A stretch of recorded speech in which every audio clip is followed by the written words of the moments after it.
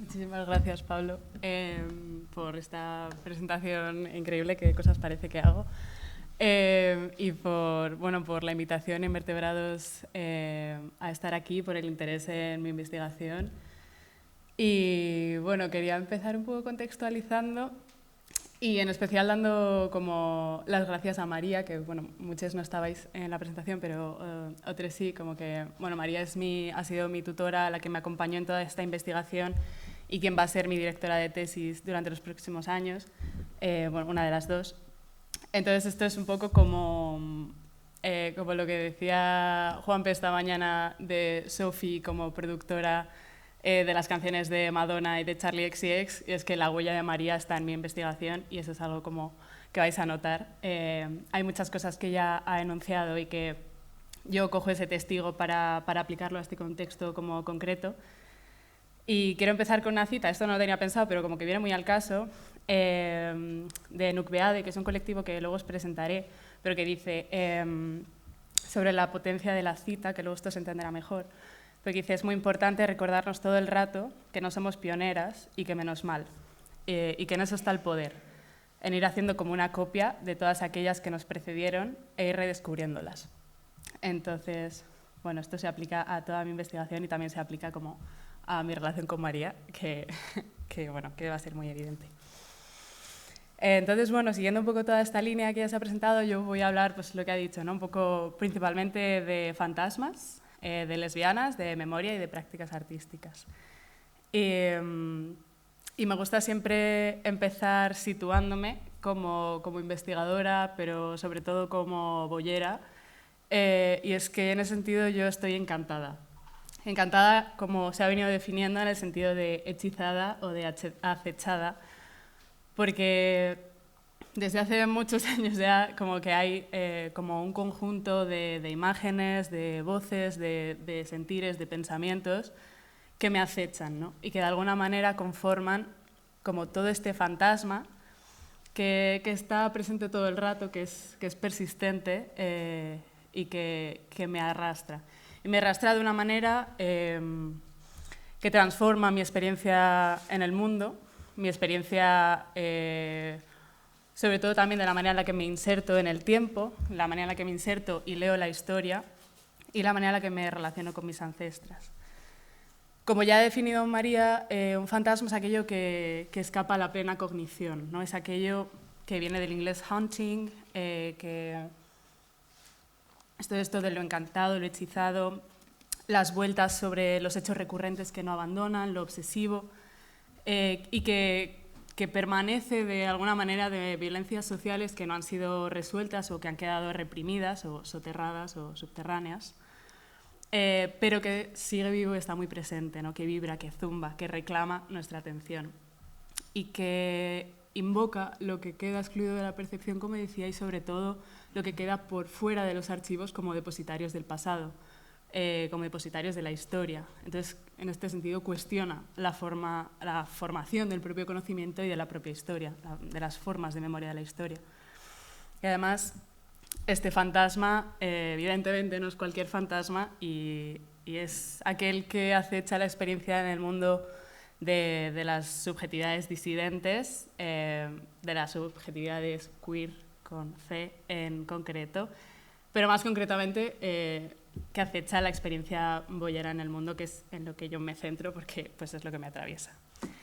Y este es en el sentido en el que estoy encantada, ¿no? Que aquello que me atrapa son las voces silenciadas, de existencias no reconocidas, de esta invisibilización que ya se viene hablando, ¿no? Que es sistemática, que es histórica, de vidas como la mía, vidas boyeras y que son voces, historias como que nos llaman de todo aquello que no fue escrito, que no fue dicho, o que se autosilenciaron para poder sobrevivir en un mundo del que solamente recibían violencia. Pero lo más importante para mí que provoca este giro, o sea, este fantasma, ya he hecho spoiler, es el giro, que tiene la potencia de girarnos.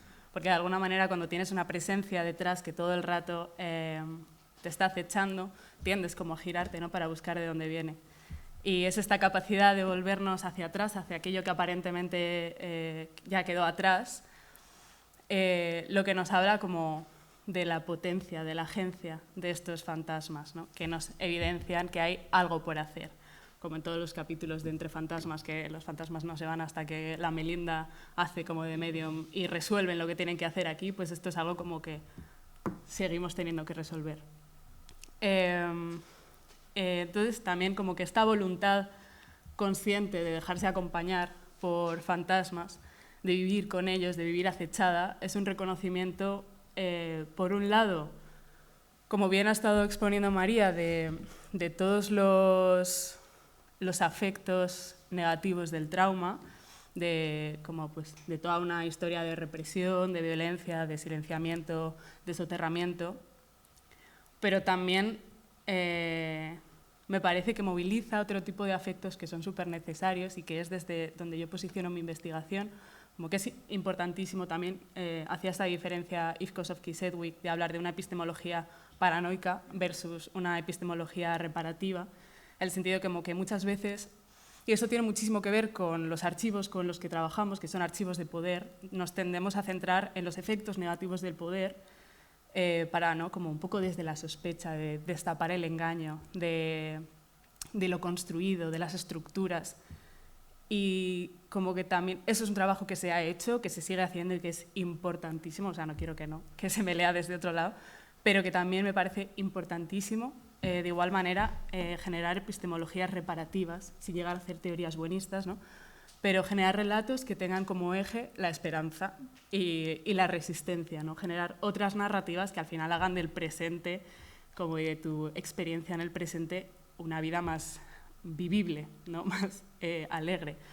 Y esto lo pensaba mucho el otro día que fuimos a unas proyecciones de unos archivos, o sea, de material de archivo en vídeo del Caladona, que es un centro de documentación de Barcelona. Mostraban como fragmentos en vídeo pues de las jornadas estatales de lesbianas de finales del 88, de jornadas independientes lesbianas también de los 80, y como que son cosas sobre las que yo he leído muchísimo, pero que es súper diferente verlo en vídeo, y porque o sea, salimos todas diciendo, wow, cuántas bolleras, pero sobre todo, qué contentas estaban, qué felices. También hablan de cosas muy importantes, ¿no? Pero sobre todo como el ver en vídeo en el 88 todos estos bollerones con unas estéticas impresionantes, es decir, hot.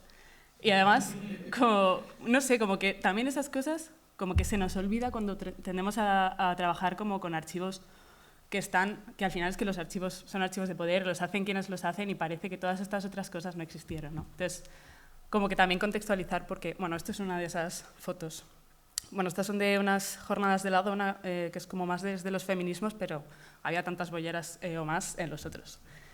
Entonces, bueno, como que esto, o sea, mi investigación se centra un poco en el punto donde todo esto, estos estudios críticos de la memoria desde este lugar, se juntan con las prácticas artísticas. Entonces, un poco mi point es decir que las artistas bolleras funcionan un poco como mediums, como que a través de su práctica también se giran a la memoria de diferentes maneras y también recuperan como todas estas historias, ¿no? Hacen aparecer la ausencia.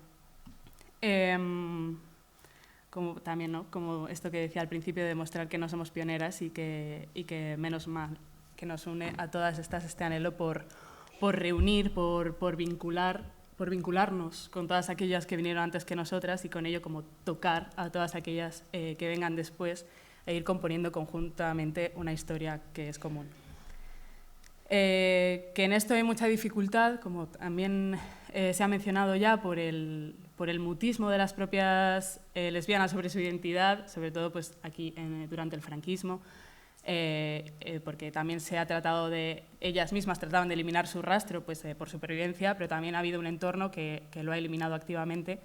Y también ha habido desde la historia una heterosexualización de las vidas disidentes, bueno, cis-heterosexualización podemos decir, y se ha desligado el lesbianismo o las identidades de género disidentes de las producciones artísticas o culturales. y muchos materiales en este sentido han sido suprimidos por ser considerados irrelevantes, ¿no? o inadecuados.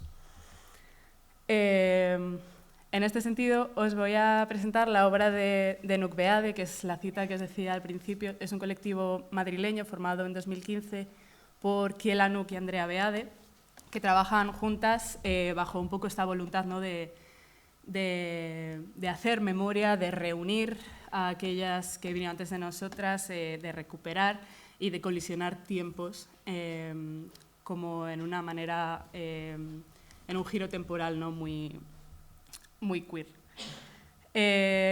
Este proyecto de 2018, que se llamó Lesboanimitas, es un ejercicio de cuerpo, de memoria y de ficción que llevan a cabo en 2018 a través de una metodología del taller. Os voy a poner un vídeo mientras de fondo, para homenajear y velar la historia del deseo boyero en España entre 1930 y 1980. Entonces, a través de... Ay, ¿no se reproduce? Bueno, da igual, eran fotos del taller. A través de, como de toda esta metodología de juntarse en un espacio y de traer textos antiguos, textos de todas estas figuras, sus propios relatos y sobre todo objetos, también van a crear estos templetes que se llaman animitas, estos, que son templetes que se sitúan en el espacio público para recordar la memoria de una persona querida. Entonces, es un ejercicio muy bonito porque ellas se mezclan con estas figuras que deciden cómo resituar como sus ancestras, como su propia genealogía, como su propia familia, diciendo, ¿no? Esto de no podemos ser sin sus palabras en nuestra garganta. Y hacen un recorrido performativo a través de ciertos puntos relevantes para esta historia de la ciudad de Madrid y van colocando, como también en un acto de sacar la pluma boyera a la calle, estas animitas y las van pegando por la ciudad, que es un recorrido que luego, junto con el colectivo Venida de Venida, que también es un colectivo boyero, como más centrado en el diseño, van a recoger en esta publicación como a modo de partitura para que pueda ser como reinterpretado infinitas veces. Y bueno, decir que los carteles que instalaron inicialmente fueron eliminados, o sea, fueron arrancados esa misma noche, que deja mucho abierto, ¿no? Entonces, en este sentido, las boyeras, las artistas boyeras, llevan el hábito de mirar hacia atrás, ¿no? Les persigue el mismo fantasma que a mí. Y me gustaría hablar como de que desde este exilio simbólico, pero también territorial, que, bueno, al que han sido situadas las subjetividades disidentes y boyeras, hay una necesidad por generar imágenes para significar y para significarse, ¿no? Como que esto habla mucho de los usos performativos y del poder de las imágenes. Porque las imágenes tienen capacidad de acción. Ahora me voy a poner un poco técnica, pero como que tienen capacidad de acción en el sentido que tienen la capacidad de intervenir y de modificar lo real, que tienen agencia y que su hacer produce realidad. Esto lo decía también Yera Moreno. La imaginación, en este sentido, es una herramienta imprescindible de transformación social, porque al generar ficciones podemos, de alguna manera, interrumpir los relatos hegemónicos y permite como generar conversaciones en las que se renegocie la propia subjetividad y en las que también generar una colectividad. Entonces, lo que más me gusta también del tema de las imágenes es que las imágenes siempre están en relación con otras y que no existen sin la cita. O sea, nuestro mapa simbólico de lo real está conformado por un montón de imágenes constantemente en relación y que precisamente es la repetición, la cita, lo que alberga el potencial de la subversión. Porque en la repetición, que esto tiene mucha herencia de Butler, ¿no? Con el tema de la repetición en el género, pero también con las imágenes, ¿no? En la repetición está la capacidad de poder alinearse y de pertenecer a una colectividad hegemónica, pero también de repetir desplazándonos, de fracasando en la repetición y y que eso, en cada citación desviada, aparece la posibilidad de introducir lo inédito, ¿no? Como lo rebelde. Y me parece imprescindible hablar de citacionalidad para hablar de memoria. Y en este sentido es en que también por eso he llamado así la ponencia, lo del deseo que gira, y es que las artistas boyeras se giran 3 veces. Se giran, por un lado, al fracaso, porque se giran para explorar las lógicas de producción de subjetividad hegemónica, de las imágenes, del consumo a través de, pues, del cine, revistas, tal, y se giran otra vez para dislocarlos y producir otras imágenes que muestren el carácter construido de esto. También se giran a la fantasía, y es que miran las imágenes, de nuevo, las imágenes hegemónicas, y se giran de nuevo para soñar y proyectar otras donde sí que puede reconocerse, ¿no? De alguna manera proyectan aquello que anhelan. Y también se giran a la memoria, como veíamos con Nucleade, esto era lo anterior y esta es la memoria. De alguna manera leen la historia y se insertan como en aquellos silencios, en aquellas pausas o en aquellos párrafos que quedaron un poco sin escribir, haciendo aparecer de nuevo la ausencia. Historiar para Caroline Dinshaw es tocar el pasado. Es concebir la historia como contingente, como que puede suceder o no suceder, que no es una historia única ni necesaria, y que es un poco la definición de contingente a partir del latín, yo no sé latín, pero lo dice ella, que además de suceder, del latín contingere, o no sé cómo se pronuncia, además de suceder es tocar. Y es que las historias queer son historias de contacto.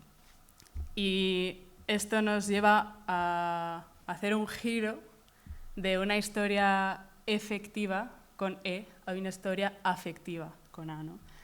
Que no se trata de preguntarnos si había o no había personas queer en el pasado, sino qué relación esperamos cultivar con estas figuras, ¿no? Y es un deseo que va de sentirnos históricas, de imaginar genealogías, filiaciones imposibles, allí donde nuestras historias nos han sido arrebatadas para sentir que de alguna manera pertenecemos. Esto me lleva a pensar, ¿no? ¿Cuántos textos, bueno, a mí no sola, pero cuántos textos, cuántas obras, cuántas imágenes, cuántas lesbianas, ¿no?, habitaron tiempos pasados y han sido eliminadas sin ningún tipo de remordimiento? Y cómo recuperar todas estas existencias. Y es que el ejercicio historiográfico boyero requiere principalmente de la fantasía y de la imaginación y de la especulación para poder reconstruir todas aquellas historias, ¿no?, a partir de las ausencias. Uno de mis ejemplos favoritos, yo me suelo centrar en el Estado español, porque tengo que acotar por algún lado, pero sí que me gusta siempre traer este ejemplo, que es la película documental The Watermelon Woman, de Cheryl Dooney, del 96, que es una película documental de ficción, en el que ella, como en este anhelo, ¿no?, de buscar una genealogía que no tiene, como lesbiana afroamericana, lo que hace es crear todo un archivo ficticio, se inventa a una persona, a Faye Richards, que es esta persona de aquí, que según ella pues es una actriz que vivió en no sé qué años, tal, y genera, junto con la artista Zoe Leonard, todo un archivo fotográfico ficticio como para justificar todas esas existencias, ¿no? María decía como que no hacían falta evidencias para saber que algo sucedió. Esta es otra toma de eso, sino que es como, no hacen falta evidencias y como no las hay, me las invento. Y es precisamente esta cita, ¿no?, de a veces tienes que crear tu propia historia. Y es que La mujer sandía, The Watermelon Woman, es ficción.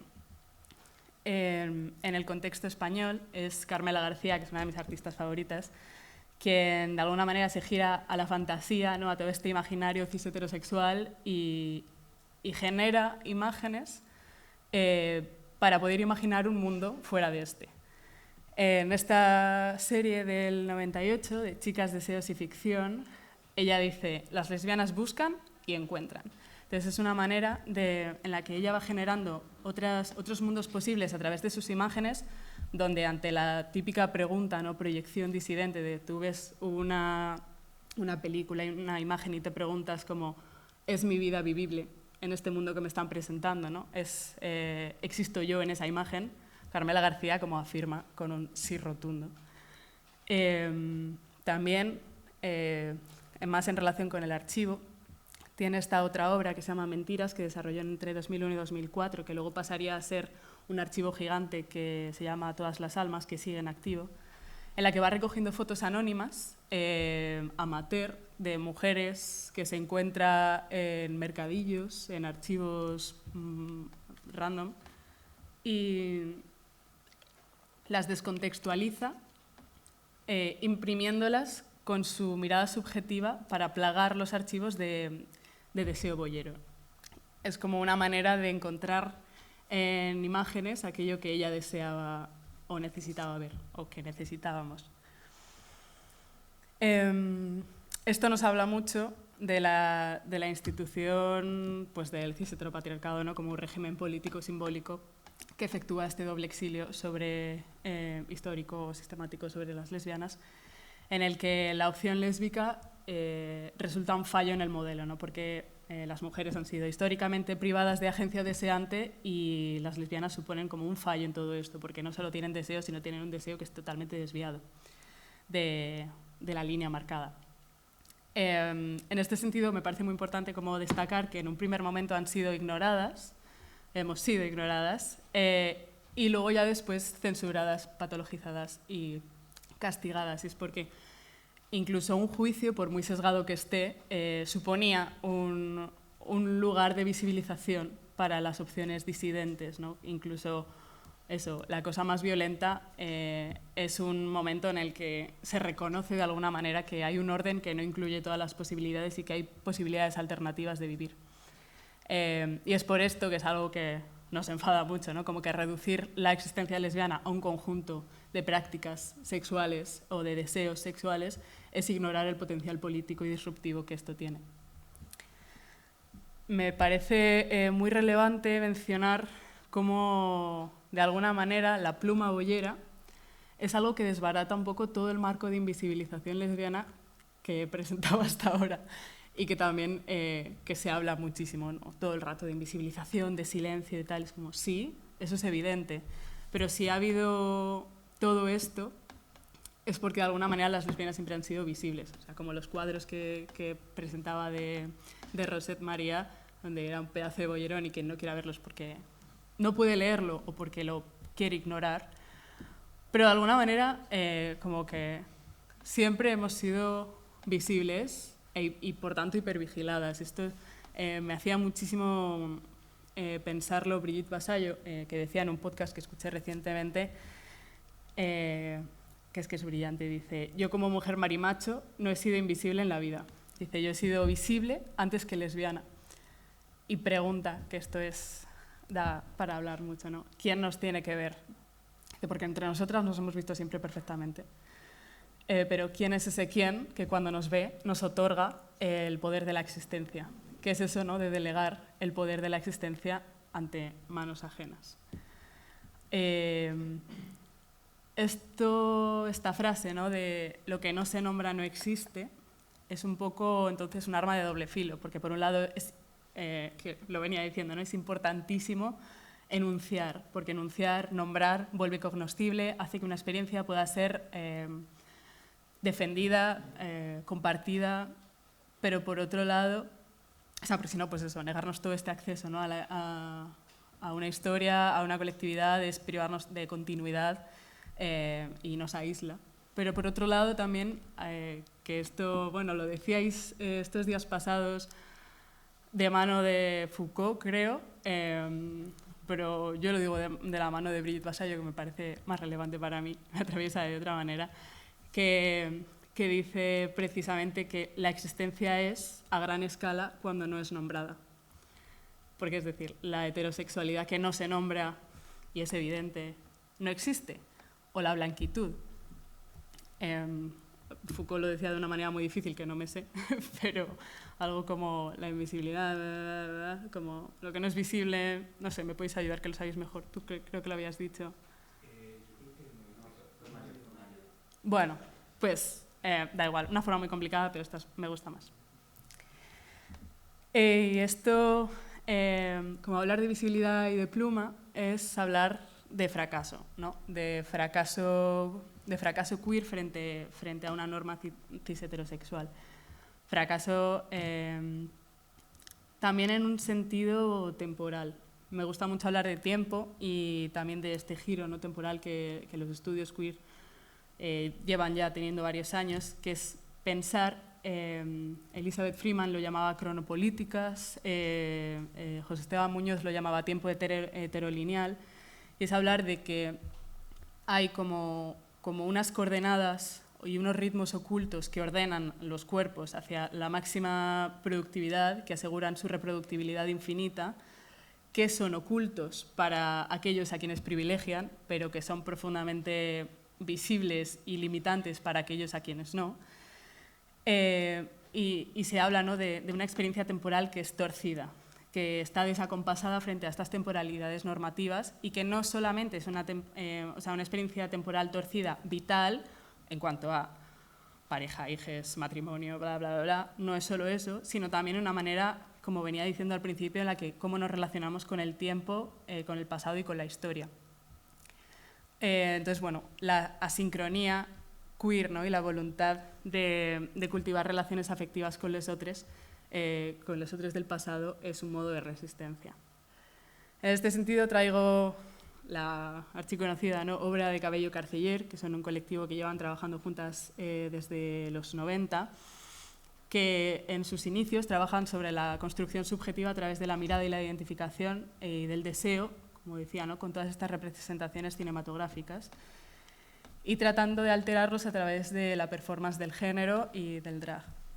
Y cuestionan, de alguna manera, la adscripción de la masculinidad únicamente a los hombres cis, hombres asignados hombres al nacer, y reconoce, ¿no?, que que la masculinidad es un símbolo de poder, que es deseable, que es envidiable, pero en el momento en el que es incorporado desde una subjetividad que no es la de un hombre cis, es decir, desde una lesbiana, una mujer o X, puede aparecer, de repente se transforma en algo indeseable, en algo abyecto y bueno, en algo enfermo, ¿no?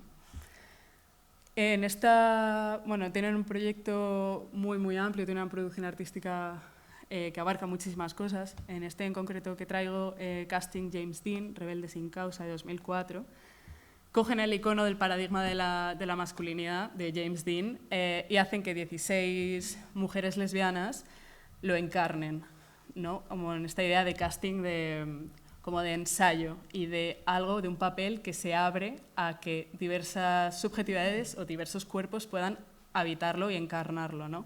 Entonces, esto abre de alguna manera la idea de que la masculinidad es una cosa construida.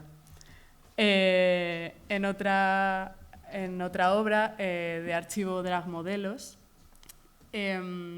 rastrean de alguna manera todas estas influencias del cine en la representación a través de... es un archivo que inauguraron en el 2007, que sigue activo, como que van recorriendo el mundo y generando estas fotografías o recogiéndolas, como en esta representación de las masculinidades alternativas, de esta cita, de esta repetición de la masculinidad con un desplazamiento. También en el contexto español, Orgía, son un colectivo que trae los primeros talleres drag king a España y que trabajan, ¿no?, la subversión de los signos a través de lo lúdico, que en 2004, que es cuando empezaron a traer estos talleres, generan este proyecto de bastos, copas, oros, espadas y dildos, los reyes de la baraja española, en el que, bueno, generan todo un juego de rol para apropiarse paródicamente de los estereotipos más rancios, más cañís, más casposos y subvertirlos al ser como encuerpados, ¿no?, habitados desde otras subjetividades. Entonces me parece, bueno, hay una escena drag king que en los últimos años está pegando bastante fuerte en España y que es esta performance de la masculinidad por cuerpos no cis hombres y que me parece importante también, no solo pues, por la potencia política que tiene, ¿no? Sino también porque ayuda a producir una estética lesbiana, queer, marimacho, a visibilizar, también empoderar lo que Jack Halberstam denominó masculinidad femenina, toda esta estética butch que siempre ha sido vilipendiada y que de repente se vuelve deseable, erótica, sensual, ¿no? Y es una manera de superar toda esta plumofobia que incluso dentro del propio colectivo pues, es inevitable que haya permeado, ¿no? Con todos estos juicios y valores hegemónicos. Hablando de silencio, que se ha hablado mucho de silencio, creo que justo María antes lo decía de Núria Capdevila Argüelles con esta idea del armario. Es un término que no conocía y me ha gustado mucho escucharlo. Yo lo traía de la mano de Maite Garballo Maeztu, quien habla como de la potencialidad del silencio, ¿no? Como del silencio no únicamente como algo limitante, sino como al estar oculto, al estar marginado, ofrece una especie de espacio, de energía latente, ¿no? De energía subversiva, donde pueden fraguarse y gestarse un montón de cosas, hasta que finalmente se materializan, ¿no? Lo decía del movimiento feminista, ¿no? De que parece que hay como un parón de 40 años, es como en las lesbianas lo mismo, que parece que en los 70 hay como un destape increíble y aparecen un montón de cosas, es como, escucha, que todo esto se ha estado fraguando durante 40 años de manera oculta, ¿no? Subterránea. Como es un espacio, bueno, con pinzas, ¿no? Pero que es muy potente porque permite de alguna manera, lo dice Garballo, hablar otras lenguas que al no haber sido todavía codificadas permitan enunciar lo prohibido en otras y permiten presentarse de otros modos o de maneras que pueden no ser reconocibles para los patrones de lectura normativos. Y es que bueno, todo este camino, ¿no? Hacia la aparición en estos 70s se vino fraguando en una telaraña, ¿no? de pieles y miradas, de radares y de coqueteo, ¿no? Entre librerías, entre cafés, entre bares y salones y residencias. Esto me lleva a dar unas pequeñas pinceladas un poco así cortas sobre ya como más un recorrido histórico más aterrizado en el Estado español de cuál ha sido el contexto de las lesbianas en el siglo XX hasta la actualidad. Como que a inicios de siglo se habla, ¿no? Como de este modelo bajo el que vivían las mujeres de ángel del hogar, en el que estábamos pues replegadas al ámbito privado, como cuidadoras, sumisas, que con la llegada de durante los primeros 30 años, con la llegada de la Segunda República, se va importando este modelo de mujer moderna. Las mujeres empiezan a salir a los espacios públicos, a tener, obviamente, no todas, hay que tener en cuenta las clases, ¿no?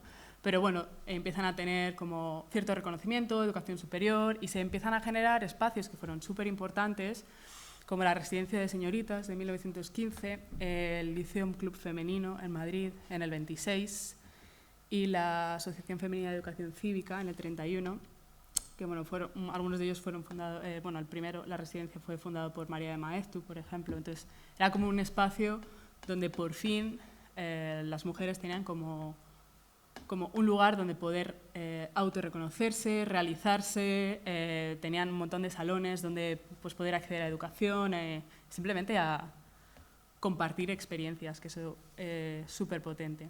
Y entre estos salones, entre estas paredes, se gestó el Círculo Sáfico madrileño, que también María ha hablado de ello, con todas estas, ¿no? Victorina Durán, Gabriela Mistral, Elena Fortún, Rosa Chafel, que fue una especie de ida y vuelta a lo privado, ¿no? Como que las mujeres salieron a los espacios públicos en busca de libertad y las mujeres lesbianas volvieron a lo privado, pero siendo lo privado, esta vez, algo construido por ellas mismas. Entonces, bueno, obviamente toda esta renovación se vivió truncada, ¿no? Con la llegada de la guerra y del franquismo. Las lesbianas permanecieron más ocultas aún, lesbianas, subjetivas, disidentes, todo el mundo, ante esta mirada censora, ¿no? Y amparada además en las leyes de vagos y maleantes, la ley de escándalo público y de rehabilitación y peligrosidad social. Y además, en especial en el caso de las lesbianas, esta represión vino principalmente de las familias, de las instituciones religiosas y de las instituciones mentales, que velaban por la reeducación moral de las mujeres. Este es un testigo que recogen nuevamente Nuk Beade en su giro a la memoria, en dos piezas que se hablan, que son una dedicatoria a lo bestia en 2019, que es una pieza audiovisual, y luego Licencia de Amor BIP, que es una instalación.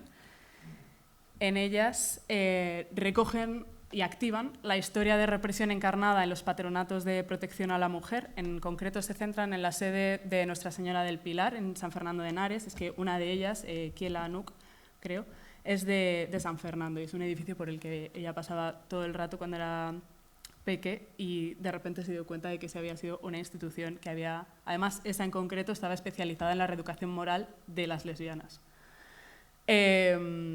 Bueno, no reconocidas como lesbianas en aquel momento, pero entendedme. Entonces, lo bonito, ¿no?, es como que de alguna manera, a través de los objetos, de la materialidad, de la agencia de los objetos, de los pequeños relatos, ellas tratan, como a través de esta empatía por lo cotidiano, situar todas estas historias en el imaginario colectivo, que es algo que pues, yo tampoco conocía antes de conocer su obra. Como que de alguna manera estos objetos les sirven para hablar del vacío, pero, o sea, no del vacío, sino de las ausencias, pero no a través del vacío, sino a través de lo que queda, de lo que se pega, de la pegajosidad, ¿no?, de cómo esto se adhiere a otros cuerpos para hacerse resistente, para persistir. Y eso, ellas lo hacen, ¿no?, como a través de esta cita, ¿no?, del volver a traer todos estos elementos. Ya reconstruyen una habitación tal cual del Patronato de Protección a la Mujer, y con todos sus elementos, con sus pintadas detrás de la puerta, citando canciones de las grecas, las zapatillas, las pegatinas de naranjito. Y lo que me parece como súper importante es hablar de esto de hacer historia desde aquí, ¿no?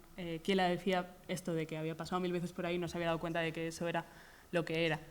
Y es que a veces nos pasa mucho a quienes tratamos con teorías como foráneas, ¿no?, sobre todo con todo este debate que ya hemos tenido estos días en alguna mesa sobre la importación de teorías queer.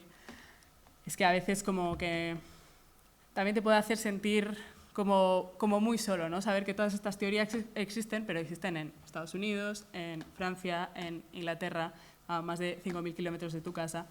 Entonces también es muy importante como recoger las historias más cercanas, ¿no?, porque también las características del contexto sociopolítico español, del Estado español, son muy concretas, y pues es imposible muchas veces aplicar planteamientos de estas teorías foráneas a la realidad que aquí teníamos, ¿no?, porque hubo, sin meterme en esto, porque tampoco me quiero meter en este debate de queer versus lesbiano, que es un debate que sí que fuera se ha dado mucho, pero que aquí, por las características del contexto, hubo una llegada simultánea de las teorías queer cuando aún todavía no había un asentamiento como potente y como de toma de posesión de las identidades disidentes. Entonces, ahí hay un baile en el que, bueno, desde paradigmas identitarios se acusa a la teoría queer de perpetrar una nueva invisibilización sobre las identidades, bolleras o cualquier otra identidad.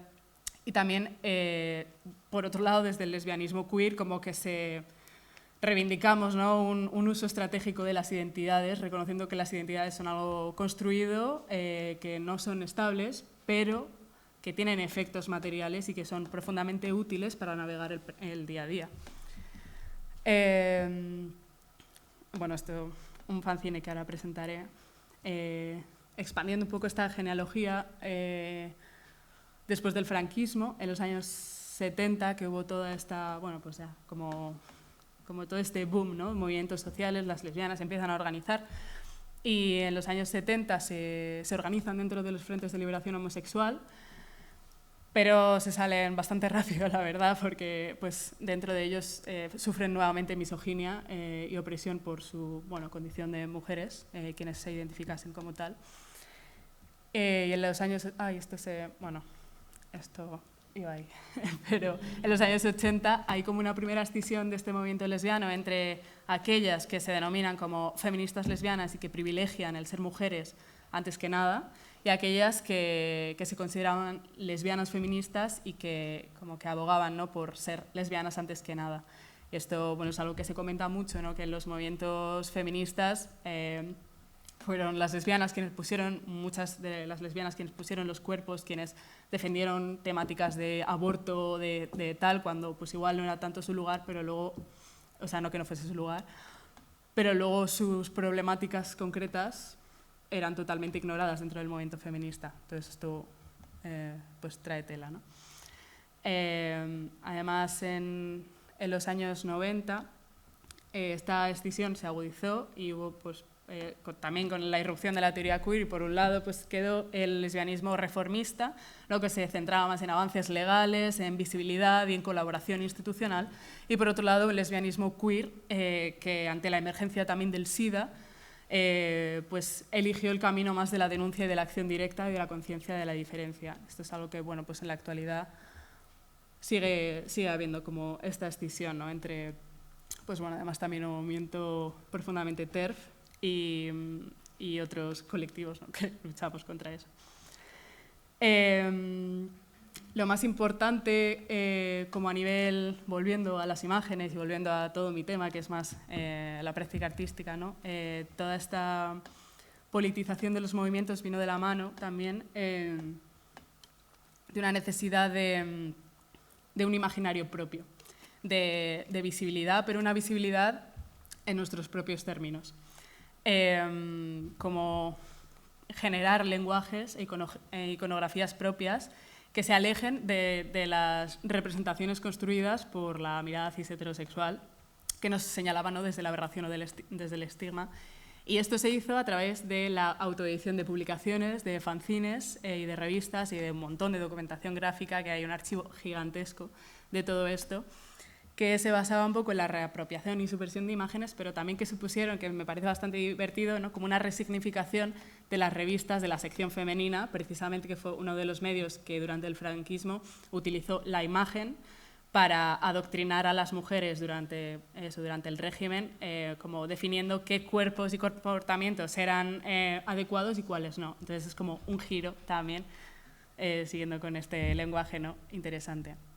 Los primeros fanzines y tal datan del 79, más pues, por la zona de Euskadi. Pero bueno, ya durante el 80 en diversas comunidades se generan todo este tipo de revistas, desde ambos, como desde esta escisión, ¿no? De feministas, lesbianas, feministas, desde ambos se hacían revistas y fanzines que se centraron en los 80 en visibilizar este heterosexismo presente en el movimiento feminista, visibilizar la experiencia lesbiana. Traducían y difundían textos ya existentes, foráneos, y luego empezaron a generar los suyos propios, ¿no? Con esta conciencia del historiar desde aquí y el de hacer desde aquí. Ya en los 90 hubo como una toma de posesión y de agencia sobre la iconografía, también con la irrupción de la teoría queer. Hubo un viraje estético, una revolución de los imaginarios y de los discursos, y se generaron un montón de representaciones nuevas, bolleras, como ya como muchísimo más conscientes de esta necesidad de algo propio, ¿no? Generado por y para. En este sentido, bueno, pues, presentaros a las famosísimas LSD, bueno, famosísimas, que es que yo vivo en una burbuja, y soy súper consciente, que igual tampoco lo son tanto, pero bueno, sí que están presentes en archivos institucionales y en ese sentido pues sí que son más conocidas.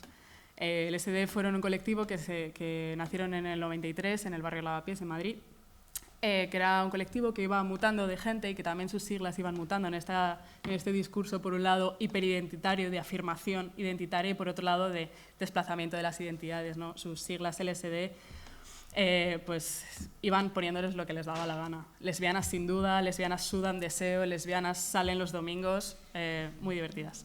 Recomiendo muchísimo ver sus fanzines, están en la web del Reina, disponibles. Y en ellos, precisamente, generan imágenes, sobre todo, utilizan muchísimo la fotografía, se reconocen las influencias de Barbara Hammer, por ejemplo, y generan textos, precisamente hablando de esta necesidad, ¿no? De un imaginario lesbiano propio. Ya estoy llegando al final, pero o sea, como también mencionar que todas estas producciones permearon como al arte, al videoarte en especial, bueno, a la performance también. Traigo 3 obritas este vídeo de Cecilia Barriga de Encuentro entre dos reinas, que es la primera pieza del videoarte español donde se representa el cuerpo lesbiano y hace como una fantasía en la que mezcla fragmentos de películas de Marlene Dietrich y de Greta Garbo, haciendo como un romance ficticio entre las dos, como esta historia, ¿no?, de romance boyero que no fue filmado. Virginia Villaplana, en el 98, con Retroalimentación LSD, recoge un poco en un videoclip experimental todas estas prácticas del colectivo LSD. Y de nuevo Cabello Carceller, en estas dos obras, Bollos y Un beso, bueno, también es una representación de los cuerpos boyeros en el videoarte. Y nada, ya por terminar, me gusta como terminar un poco siempre con Adrienne Rich.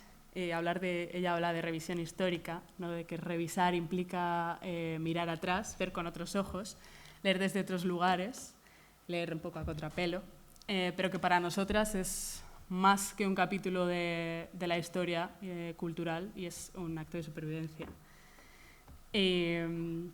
Bueno, ahora quería hacer una pequeña cosa. Sí. Es que para el final de mi investigación, donde queráis, del TFM, yo creo que tenía muchísimo sentido, al igual que me hago acopio de todas estas voces teóricas para ir generando, ¿no?, como una investigación. Vale. Bueno, yo les pregunté a mis amigas boyeras también como qué significaba para ellas enfrentarse a toda esta producción estética, esta producción cultural boyera, ¿no?, a todas estas obras.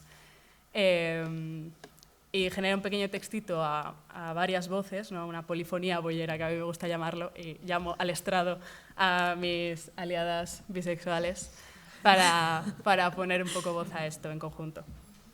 Bueno, a las 13:38, Mara me escribe que todo lo que hace, lo hace para nosotros, y todo lo que nosotros hacemos, lo hacemos para ella.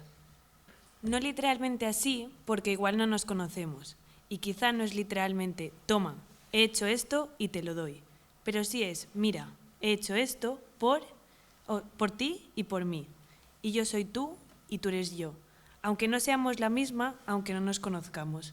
Nos nombramos, nos hablamos, nos señalamos. Desde nuestros lugares que no son los de siempre, son otros lugares. Los lugares desde donde existimos, resistimos, hablamos, señalamos, creamos, producimos.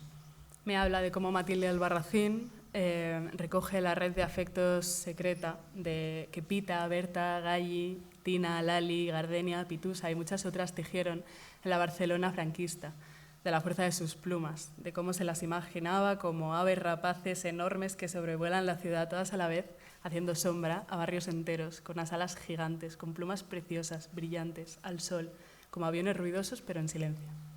Muchas aves en muchos nidos clandestinos compartiendo sus casas, que son casas de muchas, no casas de una. Y que las lleva a todas dentro, anidando en su casa, porque... Para mí, mi casa es casa de muchas, de pájaras rondando, anidando, enseñando, señalando, gritando, que estamos aquí y que hubo muchas pájaras sobrevolando todas las ciudades en las que he vivido, en las que he tejido mis redes y ellas estuvieron ahí viviendo, tejiendo sus redes. Mara me escribe que aunque nos escondimos, sabemos que aquello pasó.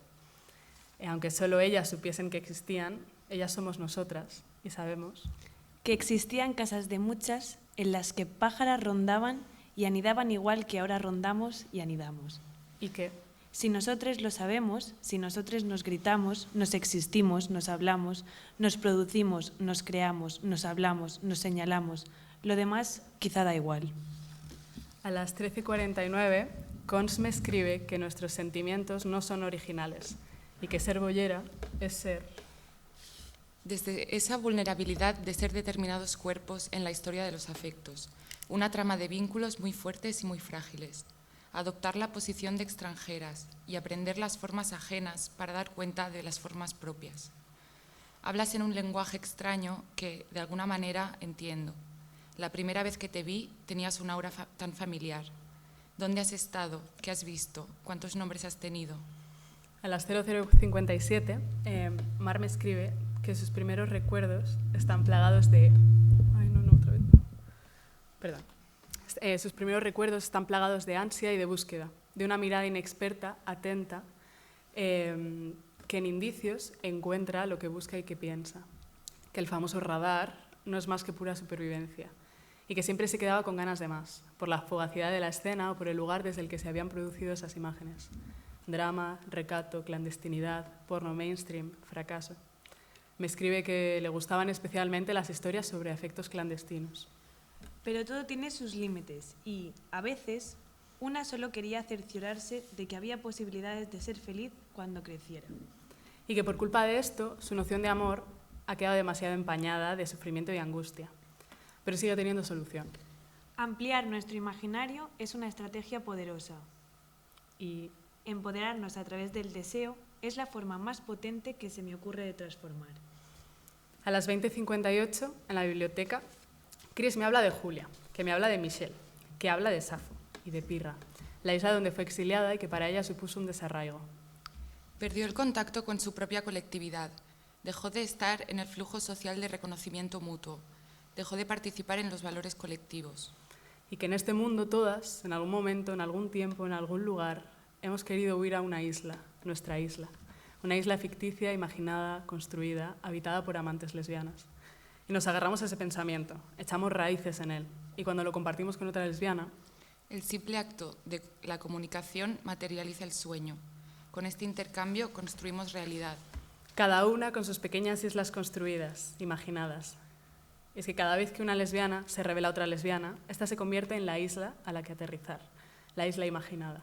Porque cada vez que nos hacemos visibles las unas a las otras, creamos la isla, que no es una isla de exilio ni de reclusión, sino que es una isla de autonomía, de legitimación y de poder.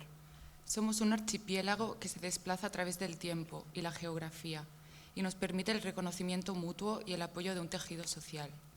Y ese precisamente es todo el sentido de las obras lésbicas. De las revistas, de los vídeos, de las películas, de las investigaciones que dan forma a nuestra colectividad en la realidad. Una colectividad se convierte en carne y hueso cada vez que una de nosotras se considera partícipe de una comunidad lésbica real. Las artistas bolleras, con sus imágenes, siguen reivindicando nuestras formas de hacer y de afectarnos en el presente, para iluminar un futuro alegre, como anhelaba Mar, donde ser felices y tener la tranquilidad de no estar solas. Porque, aunque no haya nadie a nuestro alrededor, las reverberaciones de nuestras ancestras siguen vibrando en nuestras carnes. Su presencia estará siempre inscrita en nuestros cuerpos y nuestras palabras, aunque parezcan nuevas para nosotras, sonarán de alguna manera familiares en nuestras gargantas. Muchas gracias.